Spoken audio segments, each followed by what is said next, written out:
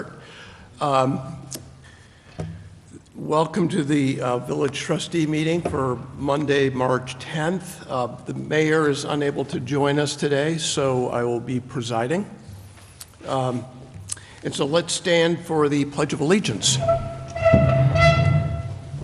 I pledge allegiance to the flag of the United States of America and to the republic for which it stands, one nation, under God, indivisible, with liberty and justice for all.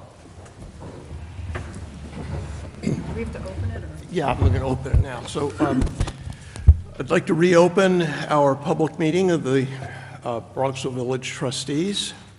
And we're going to start with a report from our esteemed justices, Judge Nordahl and Judge Premps, to give us an overview of the judiciary.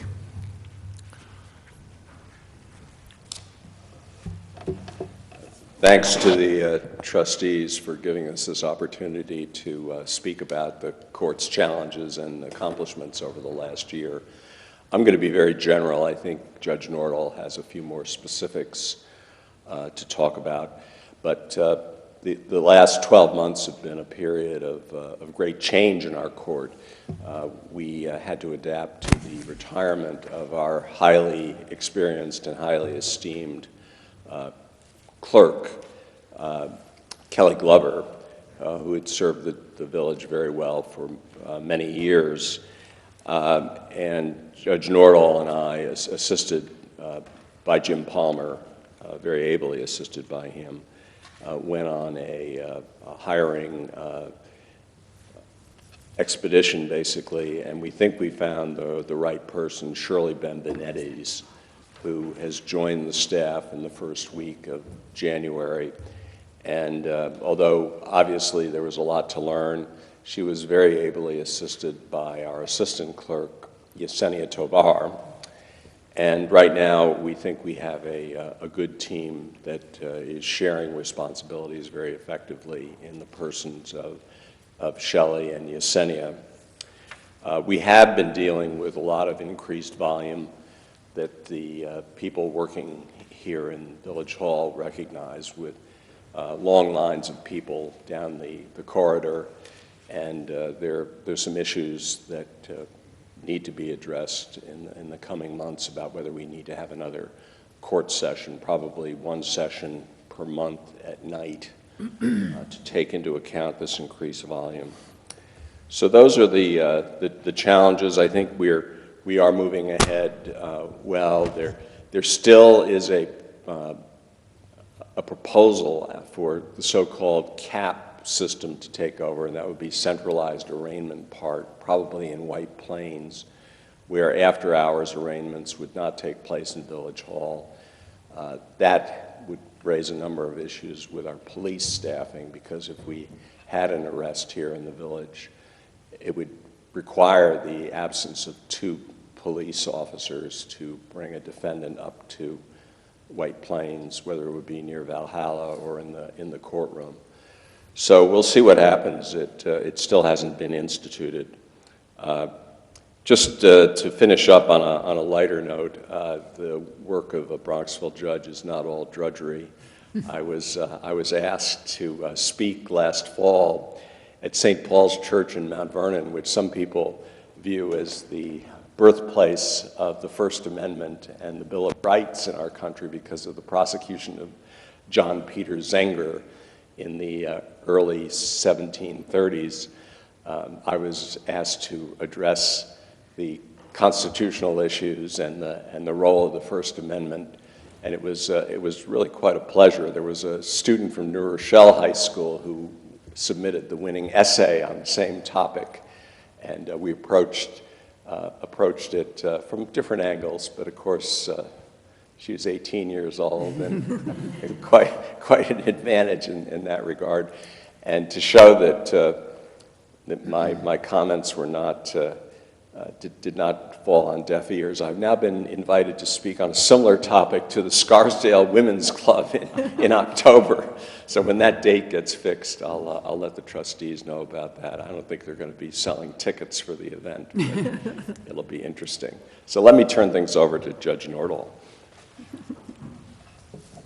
And Judge Prince, is it fair to say that some of the increased volume that you've been seeing within the court, my understanding is that some of that has been associated with increased enforcement in the downtown of traffic violations, et cetera? I think it has been. My understanding is that we have more officers now out on the street. Right. And I think that they've been instructed, and certainly we're in favor of strict enforcement. There have been problems, obviously, particularly the double line crossings and the crazy sorts of U-turns that all village residents see. So, yeah. Well, thank you very much. Good evening, everyone. I thought I would take this opportunity to just give you a little information about how Judge Primps and I spend our time. I think that you might be surprised with what you hear. We are both members of the State Magistrates Association, and we're, I would say, governed by the Office of Court Administration. Judge Primps and I are also both attorneys licensed by the state of New York, even though, as you all well know, that's not required to be a village judge in the state of New York. I only mention that because in addition to the 24 CLE credits we need to get every 2 years to keep our law licenses, we're also required to earn 12 CJEs, continuing judicial education credits, to serve as judges, and we have to do that every year. And they are quite aggressively monitored. When you do get those credits, you get a piece of paper that then has to be filed with the clerk. So it's not an insignificant task.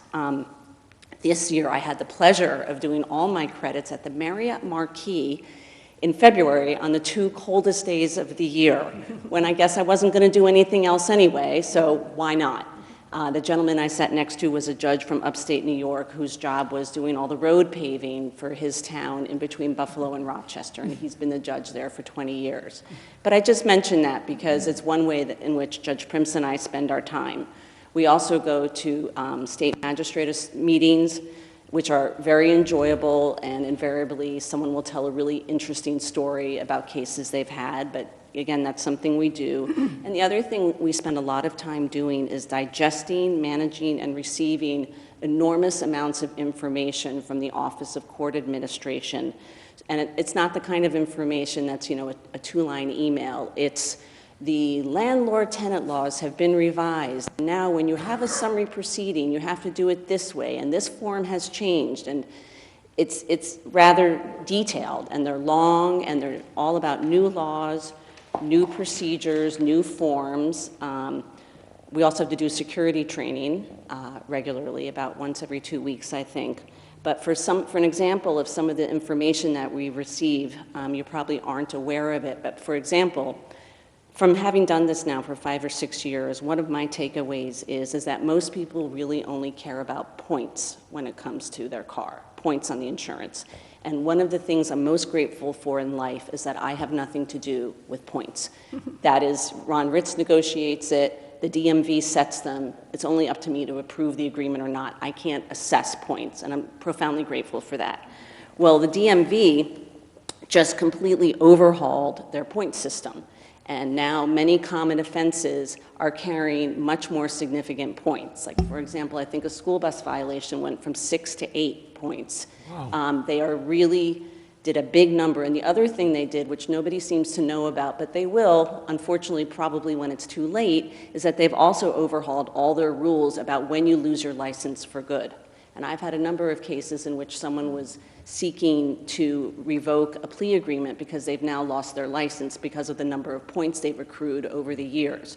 So I just give that by way of example of something that comes across our desk that isn't, a gratuitous piece of information. You have to know it and you have to be able to implement it. And something like that affects, your court the next time you have court. There are new civil liability systems in place for school bus violations that are very, I don't want to say odd, but they're different. They're civil penalties that all the municipalities have now adopted. I think Hempstead, Long Island handed out 20,000 of these new civil liability tickets in 1 month. The Highway Authority has a new penalty system and civil liability system, which is something we need to know about.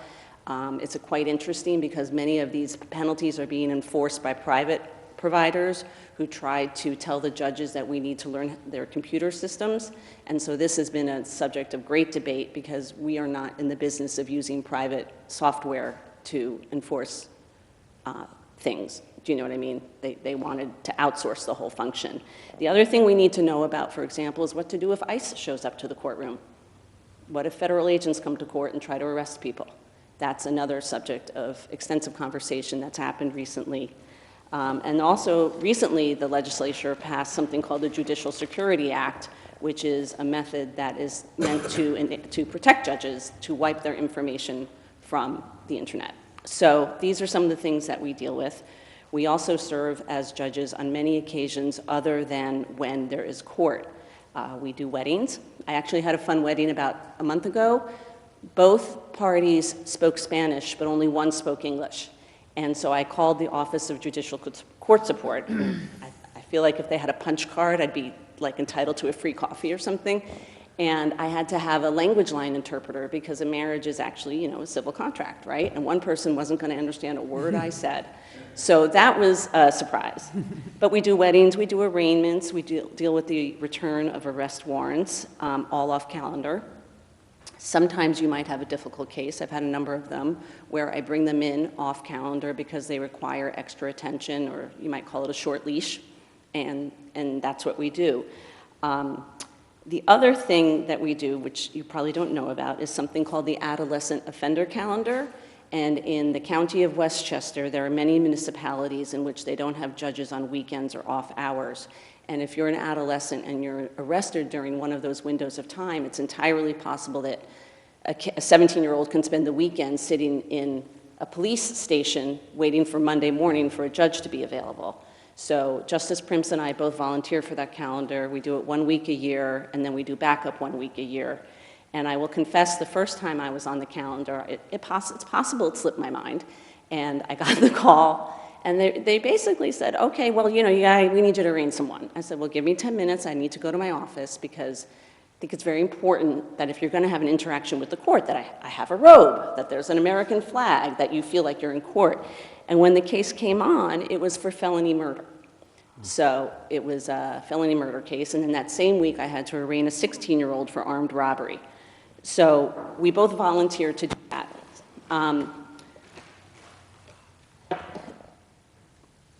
And the reason you do that is so you can make the securing order and this person can move through the system rather than just sit there. Next week, I'm going to judge the mock trial competition. That's really fun. And then the other time that we're called upon to serve, and maybe not just Wednesdays, is it can present itself in one of three ways. Many municipalities just need judges, and you can get paid. You can cover White Plains traffic court, and they'll pay you, and you get papal dispensation to do that, even though we don't normally have jurisdiction in White Plains. You can get called to cover because there are no weekend judges. And that happens a lot, and we'll get the call, and we'll say, well, what is this? Well, it's a Mount Vernon case, and they don't have any judges this weekend, or any weekend. Neither does Yonkers, by the way. So we can be called upon to do that. We don't have to say yes. And then the final way in which we may be called upon to do our jobs, other than a Wednesday, is for our neighbors in Tuckahoe and Eastchester. We're very lucky we have good relationships with them because it's a hard position to be on duty 2 weeks on, 2 weeks off. Maybe you have a family wedding, maybe you have a commitment, so we cover for each other. And that makes a big difference. Bill covered the rest. The office is extremely busy. I mean, these clerks are very professional. If you can imagine, all day long the phone is ringing, people are at the window, I got a ticket, I don't understand, what does it mean, I paid the meter, oh, it's not for the meter, what do you mean, what do I do, blah, blah, blah. They have to, I've heard these conversations, endless conversations with people, and they're very professional and they're very polite. And secondly, with the volume, I think you might have a handout. I don't know, did anyone give you the handout? We had it emailed to us. Okay, good. Well, you can see the numbers, and, you know, we're working on it. We're trying to do our best. We want the building to be secure. It's not a good feeling to be in a courtroom full of angry people. People are busy.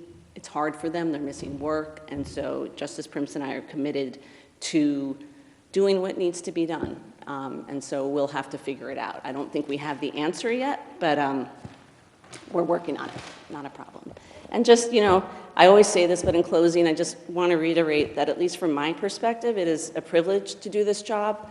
I'm very happy to serve the people and the people of Bronxville. I feel very fortunate to serve with Justice Primps.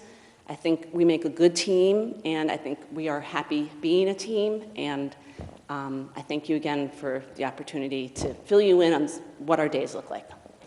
Thank you very much. Any questions for either Justice? I think I'd just say for people who may be confused as to why Justice Primps and Justice Nordahl are here, it's really for our benefit on the board and for the benefit of residents to appreciate what you do. You are the representatives of a different branch of government and, you know, separation of powers and all that.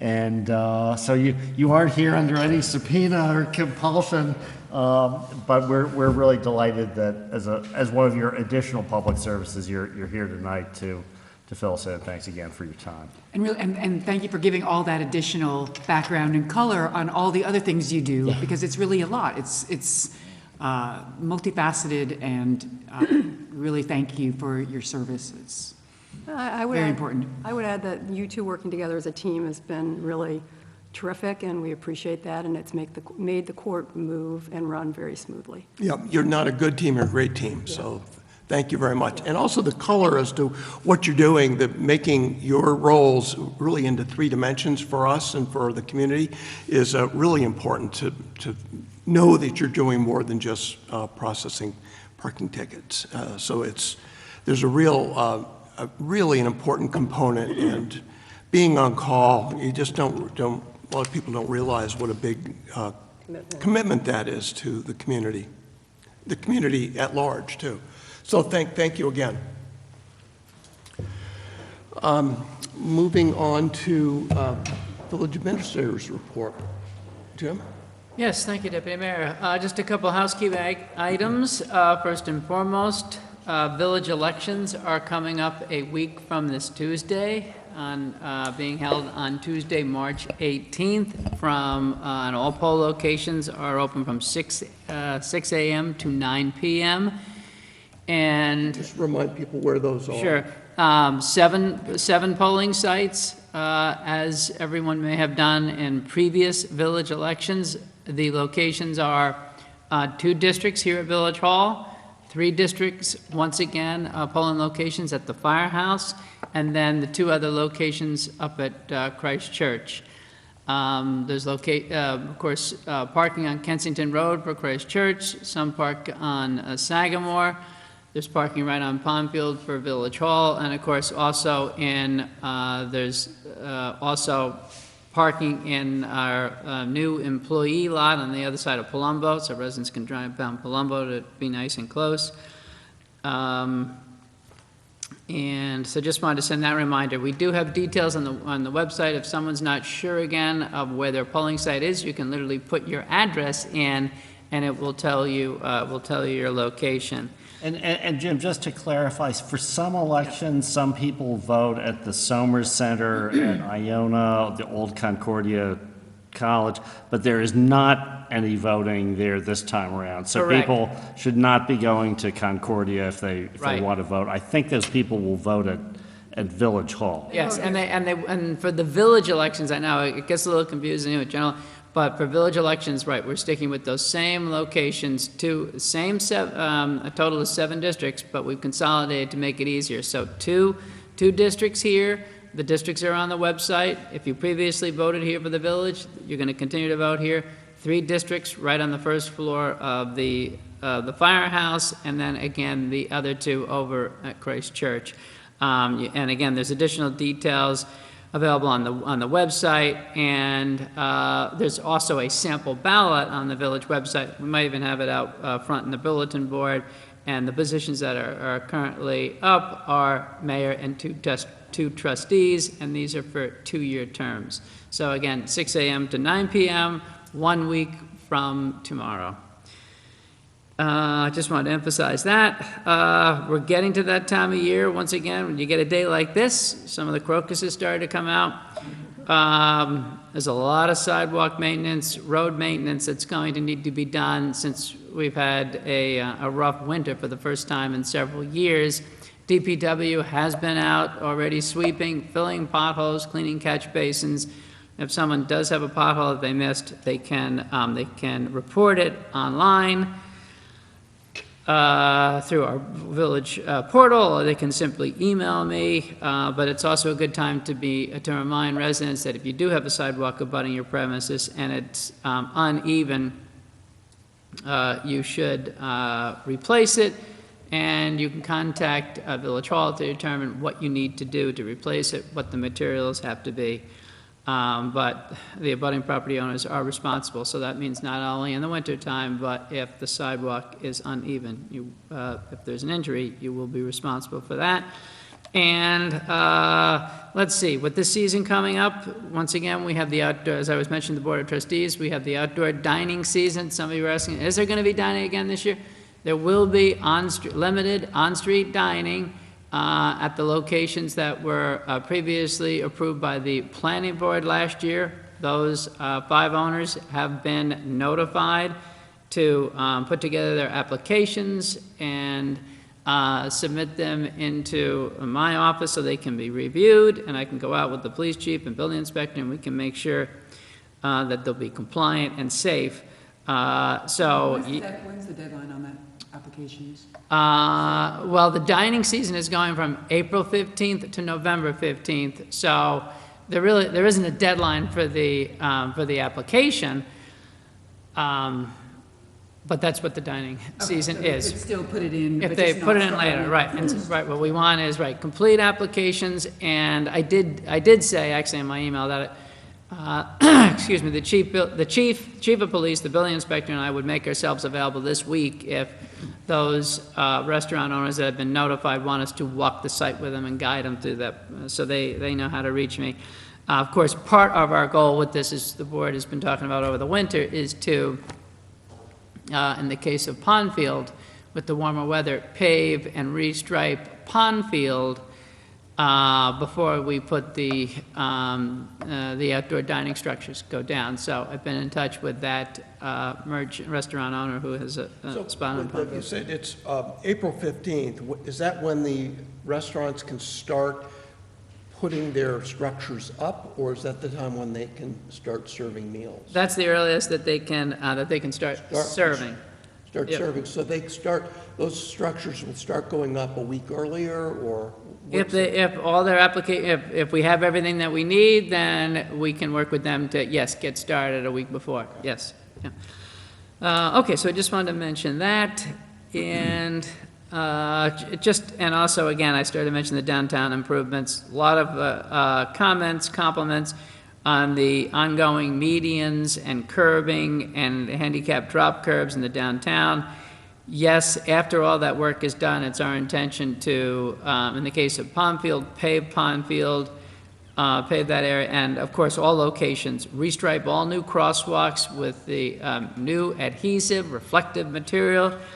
So we just ask for everyone's patience. My hope is that we can, if this weather is going to stabilize, then we will be able to potentially pave before the end of the month. So Jim, that would be one. is that new adhesive material being used for the crosswalks, is that going to be more durable and more visible than the More paint? durable and visible, and we're going to be using that three-dimensional, multi-dimensional look, and essentially, for everyone, it's the crosswalks that we put here at Midland and Pondfield, which have been very well received and last a heck of a lot longer than just the traditional paint, if you will. So hopefully this will be an upgrade in terms of quality. Very much so, in terms of quality, visibility, even for the motorist. These larger width bars actually appeared to be slightly raised, so yes, it's improved visibility. As you know, there was a time we tried doing some of the brick stamping downtown, which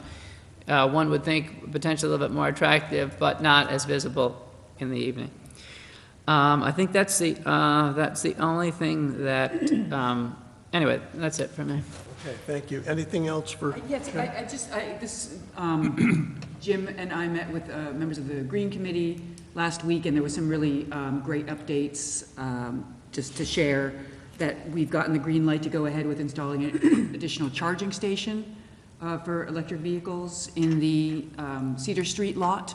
So that will be 2 double station chargers, so adding another 4 slots for charging EVs. At no cost to the village. No cost to the village, yes.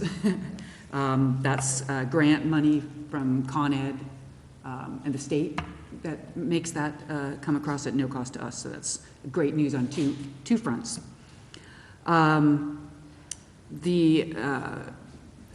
I guess they also put together a report on the food scrap recycling, how the progress has been done over the last year, and the actual amount of scraps that are being recycled by weight has doubled over the year. Wow. So it's really, it's a service that a lot of people are using. I think it's going to keep improving, so it's clearly something that has a lot of traction and is doing a lot of good for people in the village. I think those were the 2 main things on the green side. Oh yeah, and the solar. I guess there are, the engineers are out there on the roof measuring the space, putting On the together. DPW. Yeah, DPW, yeah. DPW, yes. Measuring the space, putting together the specs so that it can be sent out to bid at the end of the month. That's very exciting. Yeah. That'll be a huge development for us. Yeah. Anything else for you, Trustee Knapp? That's, well, just Wanna talk about the picture on the part, house? yeah, on the party side. So the Trustee Fredericks, the mayor, and I attended the Picture House's annual fundraising gala. And just a shout out to the Picture House for being such an important community partner, providing so many services, not only as a movie theater with first-run movies, but documentaries, film clubs, activities for children, for seniors, a really, really huge addition to the village. And one of the honorees was Trudy Styler, who is a well-known, very famous activist and documentary filmmaker, in addition to being Sting's wife. And she had this wonderful speech about the importance of community theater, the importance of having that kind of activity where all residents in a community can come together and view movies at the same time. Like, what an important, enriching community experience that is, to have a theater where people can come together and see something at the same time. So, and of course she delivered it in this wonderful British accent, so it all sounded very, very lovely, but that was a wonderful and moving event, I would say. And this coming Friday is the Counseling Center Gala, another great community fixture in our village, the community. How long has the Counseling Center been? A long time. Long time. Yeah, decades, Yeah, yeah. decades. Yeah, they operate out of the Reformed Church. Yeah. So I believe they're still selling tickets. People can contribute. That's Yeah. going to be this Friday at Sawinoy. That's it. Thank you. Trustee Fredericks, anything on your side? Yeah, I'll just add to Helen's comments about the Picture House. I think a number of us on the board were asked to sort of contribute email addresses to the Picture House for some of their fundraising earlier in the year. And I actually got an email back from someone who said, I was so glad to get this email because I had not realized that the Picture House was a not-for-profit institution. I thought it was just kind of like a theater, and this was like some benefit for some programming or whatnot. But the Picture House, it depends on public support. It's not a corporation, and the community, like a lot of things in the community, you know, we need to support it, or it's going to be gone. And so when you buy your popcorn at the Picture House, know that it's not going to some, you know, S&P 500 corporate subsidiary. It's really going to a local institution. But it was a great event. I'll just add that I subbed in for the mayor at the Bronxville Adult School Art Show opening, which is across the street at the public library at the Jaeger Room. It's always personally refreshing to go to an event where you're reminded, individually, speaking for myself, as to how little artistic talent I have, but how much is actually out there in the village as a whole. It was, I think it's fair to say that it was a mom scene, and to see so many people there, and I would just sort of randomly ask people I didn't know, you know, what do you think about the adult school, and you know, do you have art in the show? And you know, almost everyone who had art in the show said, yeah, I have art in the show, but I also do a pickleball class, or I do a yoga, or there was some other program. I met the director, Victoria, and I always forget her last name. Is it Tyson? In any event, the executive director. But in any event, it was just a great educational experience for me. Great to see so many people in the Bronxville community and greater Bronxville community there. And if this event, and my snap polling was any indication, they're just going like gangbusters. And you know, for anyone out there who's watching on TV and is sort of saying, you know, what could I do on an extra Thursday night or something, go to the Bronxville Adult School website. I don't think there's a person in the library, and there were a lot of them who would have had anything other than glowing things to say about it. So, Well, thank you very much. Trustee Barons. Yes, thank you, Deputy Mayor. The mayor and I had a chance a couple weeks ago to meet with the president of Iona, Dr. Seamus Carey. It was our annual meeting. As you know, Iona bought the Concordia campus, or the assets of the Concordia campus, years ago, and it's been, we're trying to keep a very close dialogue and conversation and relationship with him and with them. So I just wanted to give you a few highlights as to what was going on. Boehm Hall, which is a resident hall, a traditional resident hall, a brick resident hall, 3 stories, is being renovated for fall 2025 housing. So this will be the first time they are housing students on campus. It'll be, as I mentioned, it'll be 70 students. They'll be mostly studying at Iona's undergraduate campus at New Rochelle, so they won't be taking classes on the Bronxville campus. And Dr. Carey wanted to point out that they do provide a shuttle back and forth between the 2 campuses. And the students will mostly be taking the shuttle.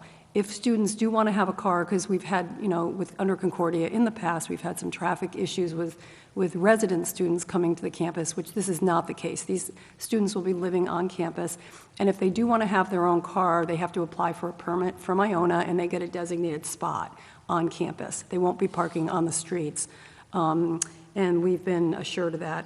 And then I also wanted... Are they going to have like a dining facility? They already do. They have a dining facility already, and it's just going to, they'll just increase it for the students. Mm-hmm. Yeah, it's 7 days a week already. Wow. So, yeah, that was part of the new facility they put in. I guess it's fair to say it's more sort of a cafe. I mean, it's not like a big college dining hall like well, they're we gonna, might remember, they're gonna, but they have eating on campus. They definitely have eating on campus, and he's also going to do he's going to try to get food swipes down for town. So our local our local restaurants in town could end up benefiting from having the student food swiping at the diner, or, this is theoretical, it hasn't been negotiated yet, but at different places in the village where they could walk down and get food swipes on their card. And I wanted to remind everybody that Iona already has a 24/7 campus security team in place. They've had that. Our police chief and our police force work very closely with them, and we are in constant contact with them, and that will continue, and they'll be obviously monitoring the students. And to access the dorm, it'll be a card that you have to swipe to get in. It won't be access to anybody except a student who has a card. Secondly, the Iona is planning on renovating the baseball field. and that is currently in front of the planning board. The baseball field, for those of you remember, it is on White Plains Road, and they want to be able to play their baseball games there. Currently, they play in New Rochelle. So if you've ever been down on the field, you know that there is not a great outfield in center and left field. It kind of inclines. So they're in front of the planning board now. A member of our planning board is here, so he's fully aware of this, but they're going to make it, so then they're going to build a retaining wall, and they're going to make it so it can hold legitimate D1 games. They're going to obviously do more than that and renovate, but I think it'll overall look better, and they're going to make it with nice signage, and the dugouts they're going to expand. I think it's going to be, if they get it approved through the village, it will be a nice thing for the Continue space. to be natural turf as opposed to AstroTurf? I believe it will be natural turf. Natural, great, that's good There's a news. drainage plan. Yes, attached yes, to all of yes, this, I'm yes. sure. Yes, a There lot. are a lot of drainage, yes, yeah. Then additionally, Iona and the Bronxville School have been partnering. You might have read about this in my hometown. It was in the last week. On AI at Iona, they have a credentialed program to help equip teachers with tools to integrate AI into their classrooms effectively, and about a dozen Bronxville educators have signed up for the program and are enrolled in the initial cohort, as they call it. So that's very exciting with the partnership between two of our institutions here in town, this Bronxville School and Iona. And then we were talking about community outreach. Iona has many things going on the community side that they wanted us to be aware of as residents. They host from time to time symposium on the wellness and well-being with NYP, and NYP brings in world-class health experts to the Bronxville campus. So that's kind of an ongoing series. And recently, they did a presidential speaker series on the Bronxville campus where they brought in a Princeton professor to lead the topic on attention. And this was last month. The mayor and trustee Fredericks attended and both said that it was excellent. We're hoping to get the word out more on further presidential speaker series because they do bring in really great speakers. And then Iona hosted a Bronxville Community Day at its men's basketball game in early February. They offered free tickets for residents and community groups. They also recognized the Chamber of Commerce. The head of the chamber is here today. And so they're trying to get more integrated into the community through events like that. And then lastly, Iona will honor New York Presbyterian CEO Dr. Stephen Corwin at a gala in New York City on April 8th in recognition of the terrific partnership between Iona and NYP. And again, two of our major institutions, NYP Westchester and NYP Lawrence, and Iona, they have that great partnership, and this is going to be kind of a celebration of that at Cipriani near Grand Central on April 8th. The mayor and I will be in attendance on that. So just wanted to give you an update. Well, thank you very much. Deputy Mayor, That's on so important. what's happening with our big. And it's great to see Iona making such an effort to reach out to the community. Yeah. It really is, because it was a loss with Concordia, but it's great to see It's coming back, yeah. the Iona team really stepping in to fill that void. And also to you, Helen, thank you for all your leadership with the Green Committee. That's really some amazing work. And last time we heard when the Green Committee was here about the really impressive reduction in the carbon footprint that's happened here in the last 9 years, something like 30 or 40% reduction in our carbon footprint. So thank you for your leadership on that and all the areas that you work on as well, Bill. Yeah, Deputy Mayor, if I could just add one more comment. As I was listening to Trustee Barron's comments about Iona and Concordia, we all lost a mutual friend. I know he's a friend of yours, Bob's, and known to many on the board. V.J. George, the late president of Concordia. There were a lot of Bronxville residents at his funeral service at the Lutheran Church, and two things. One, it's great to see Iona wanting to be part of our community the way Concordia was, but we lost John Precinct recently, but V.J. George, I think, is a Bronxville resident who we will also miss, and I know you knew him as well, Deputy. Another giant of the community. Yeah. Absolutely. Thank you, Bill. Okay, thank you for the comments. I'd like to move to the minutes. Do we have someone to move the adoption of the minutes? So moved. Second? Okay, thank you. I'd just like to add that I made a few comments on the mayor's report, and I already gave them to Mary Ann, our secretary. Thank you for doing the minutes earlier today. Great, well, thank you. And again, thank you, Marianne, for the phenomenal job you do, and reaching that great balance between clarity and brevity. Yeah. So we appreciate that. Jim, I'm going to move it over to you for our new business. Sure. Perhaps if we, we'll go through A through F, and then we are going to have one additional item, G, which is authorizing the appointment of the officer that Saving you the would best for interview. last. Yes. So, all right. So first, many of these are housekeeping items with agreements that the village already has. The first one is authorizing the appointment that I made for Chris Orellana to the position of Parking Enforcement Officer / Crossing Guard in the village last month.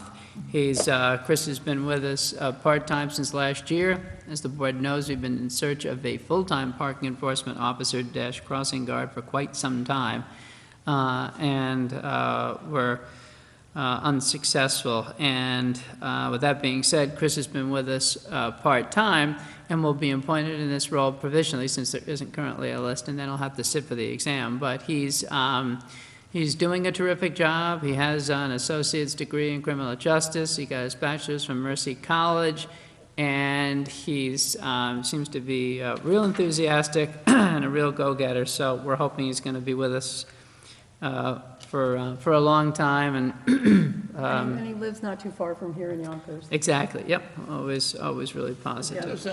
How does it work between being how does he sort of weigh these jobs between the PEO and the crossing guard? Yeah, so what's nice about this position, it gives us a little flexibility. Frankly, we had canvassed the parking enforcement officer list, and there weren't any candidates that were qualified. So his principal duties will be being a full-time parking enforcement officer, working all three zones that we've defined downtown. But as needed, we'll fill in at a crossing guard at one of those key locations at the school when one of the existing crossing guards should call in and not able to make it. So it gives us that flexibility because we do, as you know, we have crossing guards at all those key locations. At Midland, on Palmfield, over at Meadows, so it's important to be able to. So he'll fill in, so his principal role will be as PEO, and then he's a substitute when needed for a crossing. Exactly, and we still have, and we always have multiple part-time PEOs, but we really need to get that full-time slot filled following the retirement of Joe. What is a full-time PEO day look like? Is that like a 9 to 5? You're supposed to be out on patrol all of those hours, or a certain number of those hours? 8 to 4. 8 to 4. Of course, a break for lunch, but Yeah. otherwise, walking on a consistent path. Yeah.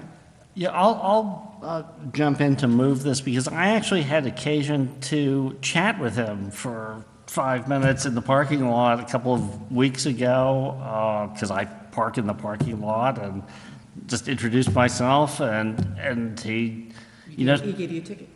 no, he did not give me a ticket. I have a permit, so I have a buyout. But he seemed like a very nice guy, very cheerful, very enthusiastic about having the job, liking it.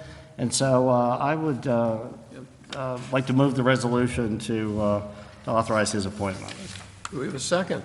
Second. Okay, all in favor? Aye. Motion passes, thank you, and welcome, Christopher.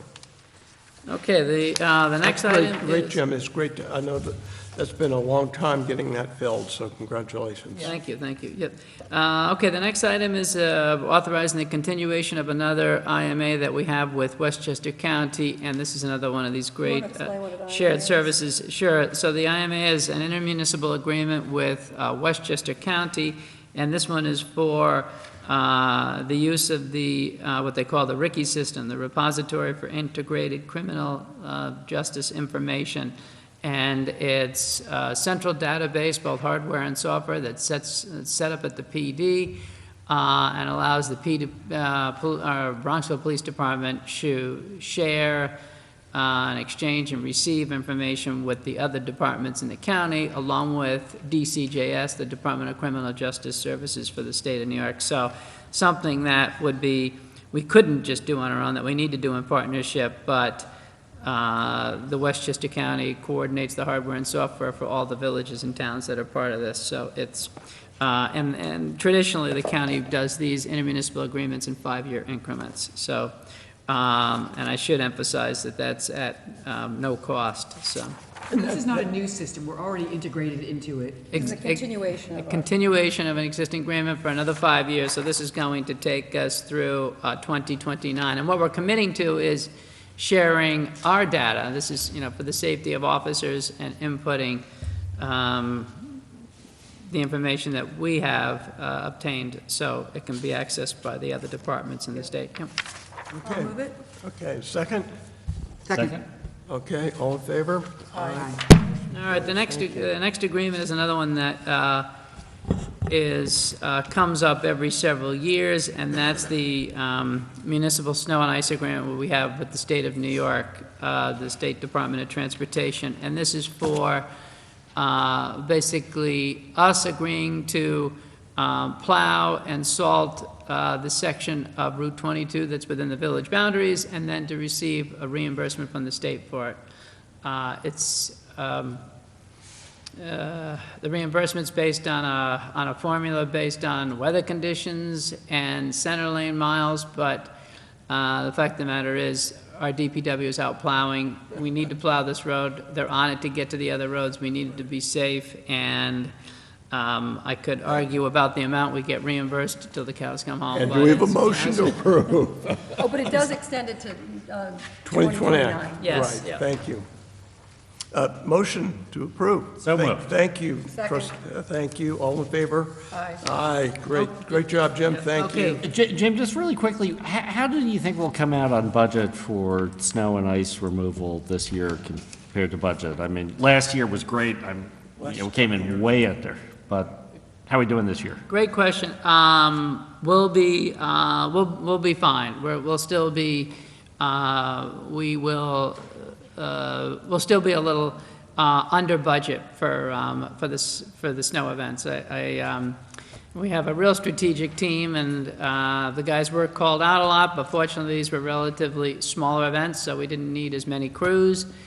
And salt, we've been strategically paring that back a little bit each and every year, but believe it or not, I think we still use some of the salt that we committed to last year.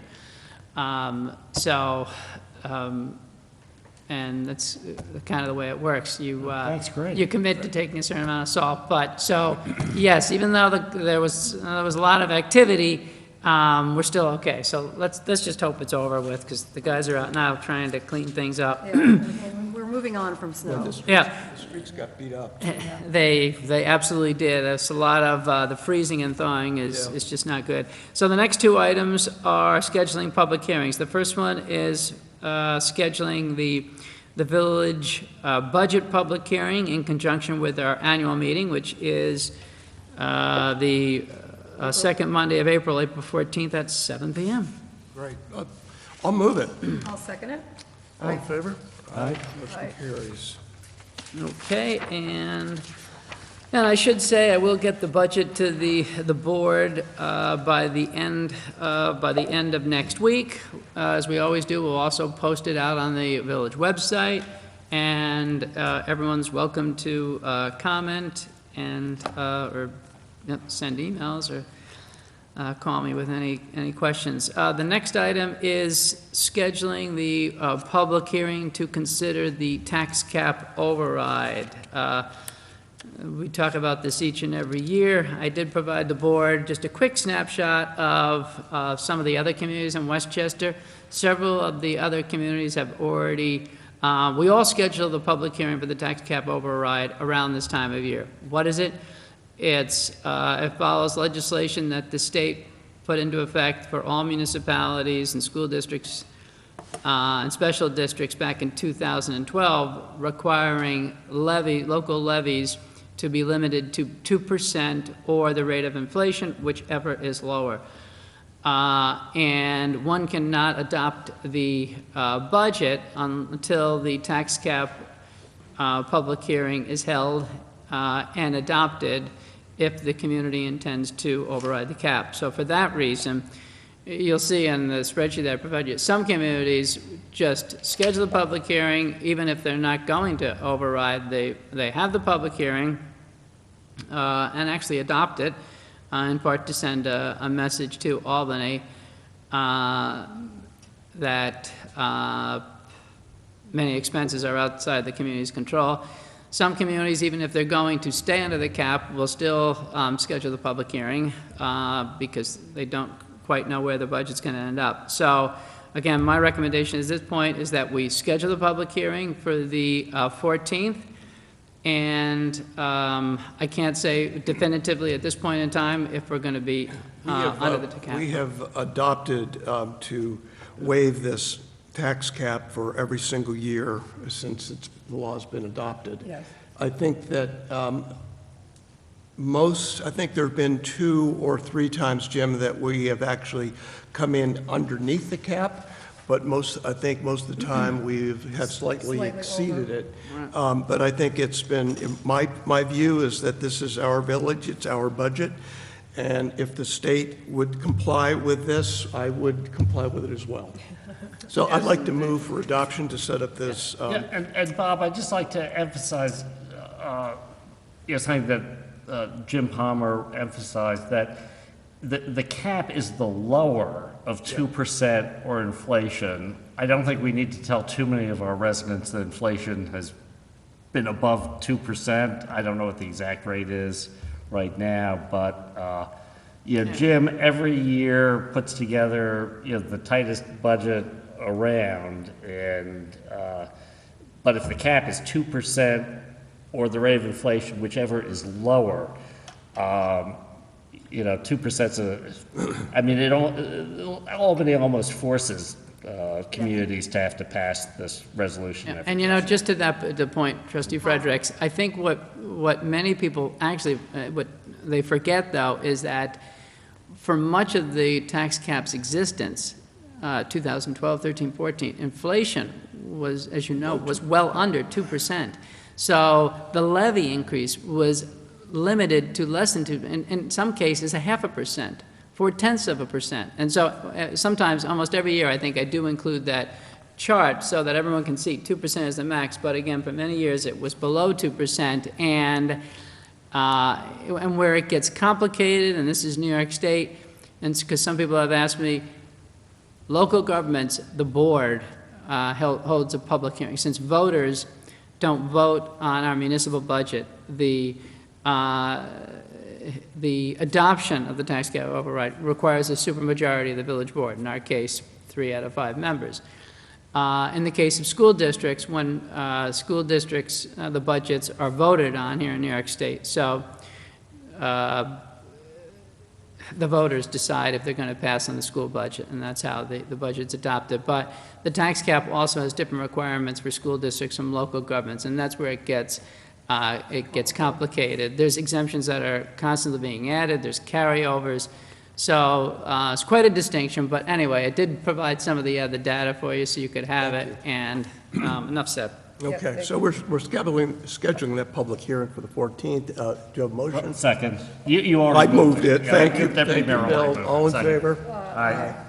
Motion passes. Okay, the next item is also another agreement that we participate in every year, and this is really another no-brainer. This is the intermunicipal agreement with the county for the Stop DWI project, which the village has been a participant in for many years, and essentially just allows us to do special enforcement detail with our police officers and get reimbursed from the county up to $10,000.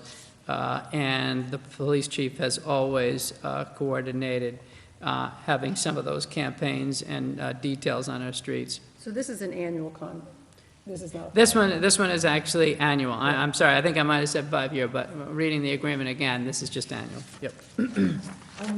I'll second it. Okay, all in favor? Aye. Motion carries. Jim, you're on a roll. Okay, and last but not Do least, you want to give me the resolution? I can pass it to the other two trustees. Do you Oh, have sure. the one for Bill Call? yep. Do you have a copy?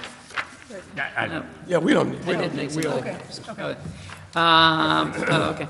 So, so this last item is authorizing the appointment of William Call as a police officer, as a second-year officer with the Bronxville PD. Bill is a resident of Scarsdale, New York, had interviewed with with all of you last Friday. So the resolution is simply stating, authorizing his appointment as a second-year officer. I have effective Monday, March 17th, or the earliest date upon approval by Westchester County Human Resources, since this application's still with him, but I don't know if you want to. I just like to add, so we as trustees within the state of New York, we also, because we're trustees of a village, we also serve as police commissioners, and we have the responsibility for hiring and firing police officers. For me, one of the great pleasures of this job is the opportunity to meet these candidates who come in, and I find Bill Call just to be a great person, great young man, and just inspiring to hear his commitment to. He was in the Navy and was a corpsman in the Navy, and then a police officer, and we are so fortunate to be having him join us. So I'm going to move that to. Do I have a second?